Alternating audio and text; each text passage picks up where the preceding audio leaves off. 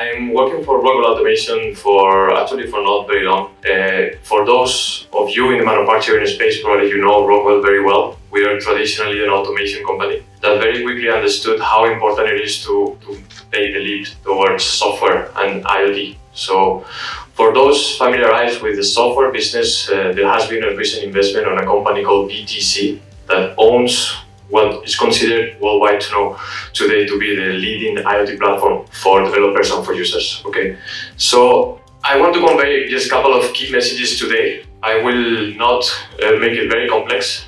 And I want to start with what's happening out there in the manufacturing space. So there is a lot of hype, there is a lot of buzzwords around IoT, and we see that even though vendors and technology providers have a very clear idea of what this is about, when we look at what's happening in the real world, we see that only 28% of manufacturing companies in the world today are actually getting benefits or start to see benefits out of the initiatives that they deploy. Okay, so we see that a big part of the people are still lost in defining a roadmap, and also 37% are lost in the pilot phase. So how do I define a pilot? How do I understand what I need to do? Big part of them are crossing the line of the pilot, but still in this infinite roundabout, not really managing to get conclusions and compelling reasons to roll out at a bigger scale.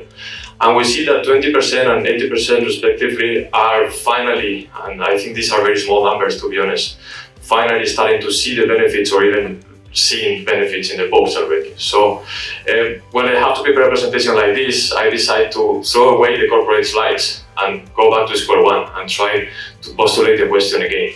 What's IoT? I visit the region for the last 4 or 5 years, and you face a lot of customers that have a very clear idea of what IoT is, and I see that many of them seem to be a little bit wrong. So is IoT about smart products? And the answer is no.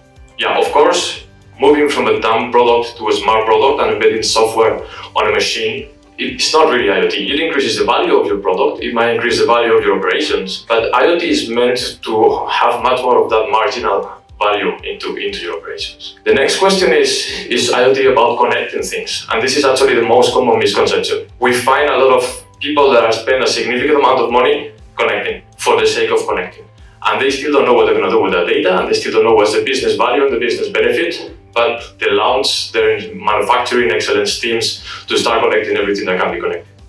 So as I said, I wanted to stop here and say, okay, let's, based on the experience we have and everything we see in the region, I will dare to come with my own definition of what IoT really is. And this is applicable, of course, for the manufacturing space, but I try to keep it general as a definition of IoT. To me, IoT is the combination of technologies that will allow for the utilization of a digital twin. And we need to spend a little bit of time on that digital twin definition, because what the hell is this digital twin? It's sometimes a little bit tricky. The idea is to create significant, not marginal, significant business value by extracting actionable information from data. Let me just spend a little bit of time on those words that I highlighted in bold. What's a digital twin? Some people coming from the engineering and R&D will think a digital twin is a very complex CAE simulation model of whatever machine or whatever product. The answer is yes, of course, that's a digital twin because it represents, in a virtual manner, in a mathematical way, a physical reality.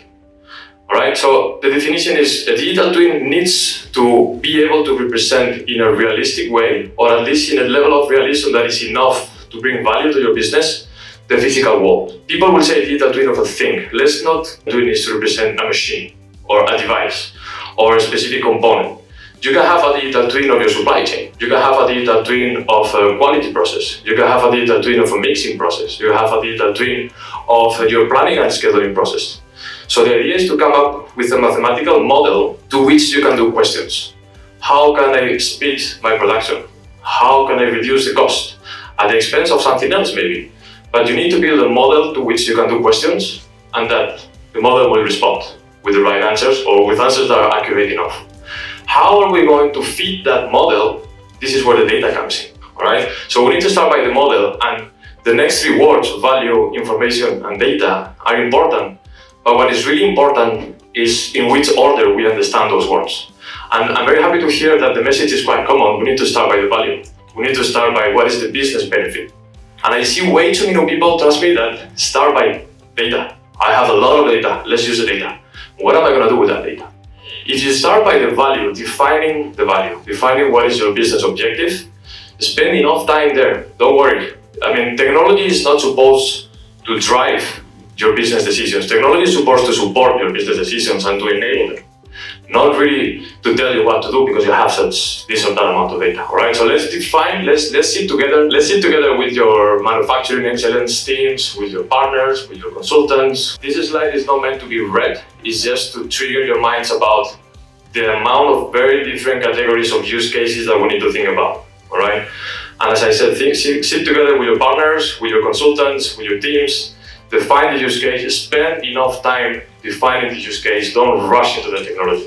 Technology is sexy, people want to use it. Some of the techies in your company will want to try this or that.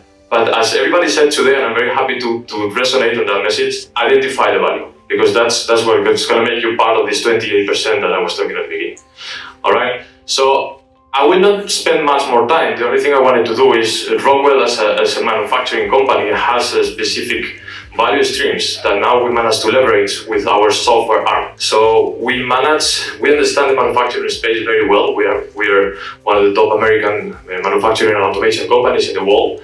But now we're in a position to identify those use cases a little bit more in detail. This thing is not working. Can you move on? Thanks. Some of the value streams, workforce productivity. I understand that maybe salary wages in this region are not the most pressurizing topic, but remember the origin of Industry 4.0 in Germany was to actually make the best of the salaries you're paying to your people. And the main problem probably here is skills. How do I keep my workforce up to date? How do I keep knowledge? When people leave or retire, how do I actually maintain this knowledge and this development that I have been investing on for so long, without actually having to spend a lot of money bringing people from other countries? So let's equip your workforce with those models, with that intelligence, so that they don't spend time doing mundane things and things that can be automated or that can be somehow taken over by machines. This doesn't mean you need to fire your people and replace them with technology. I hate that thinking. It's actually about upskilling and making sure that your people are doing the best for the company and bringing value. Next one is performance management. For the CEOs in the room, if you own a manufacturing company, what do you want to do in the morning? You want to wake up and see, how well am I doing? Am I doing well? Which one of my plants is meeting KPIs? Where do I have a struggle? Why my electricity bill is going off the roof in this plant but not in this other plant? The idea I like to present IoT if you do it well in an idealistic way, is like this crystal ball that represents in real time the reality of your company. It's like taking an X-ray of your company and understanding, okay, this is the problem that I have, this is where there is a broken bone, this is where I need to act. Today, for those CEOs in the room that need to have a quick snapshot of their KPIs or their performance, how long does it take? How much do you trust the reports that you receive? How reliable are them and how quickly did you get them? And how up to date are they as well? So IoT is the answer to giving you a real-time representation, a real-time model of what's really happening in your company. And this is going to allow you to measure performance and therefore identify where are the flaws and where you can improve. Next one is asset optimization, and this is a no-brainer, right? One of the first applications of IoT is predictive maintenance. So CapEx investments are huge in manufacturing companies. You need to spend a lot of money on very expensive machines, very expensive equipment, and downtime is a nightmare. And unexpected downtime is an even worse type, right?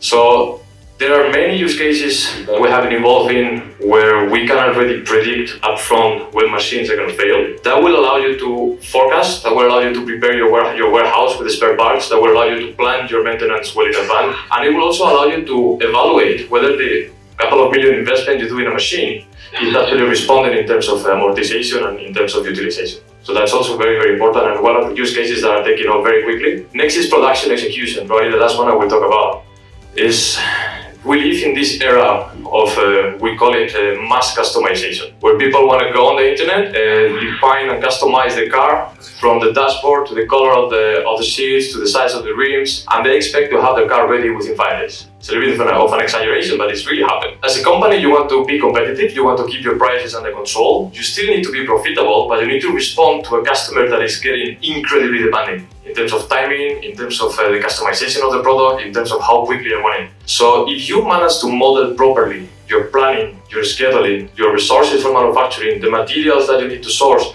the people that are available, you will be able to respond much more quickly to that demand, keeping prices under control and, of course, keeping your margins, which is what keeps us alive, right, as companies. Okay, and finally, and because I come across this question very often, so trying to do sales in the region for the last 4 or 5 years, and I always say it's very difficult to sell this technology, but I think it's even more difficult to buy it. OT departments, IT departments, engineering departments, maintenance engineers, all coming together and trying to agree on how to move forward in these digital initiatives. And it happened to me a couple of times already that at the very end, you get that plant manager that tells you, no, I need an Excel file with my ROI calculation. Any vendor like Rockwell, like Siemens, like PTC, like Bosch, like any of the guys out there, will show you marketing material with ROI calculations.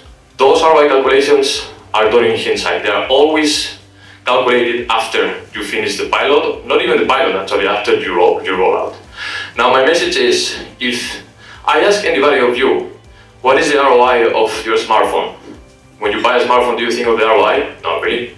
But if I ask you what would be the impact of losing your phone, how much would you lose if you don't have your phone in your pocket today? You would immediately understand the trouble. Now trust me, in a few years, people will stop asking what's the ROI of my IoT investment, but everybody will immediately say, wow, what would I do if I didn't have this in my company?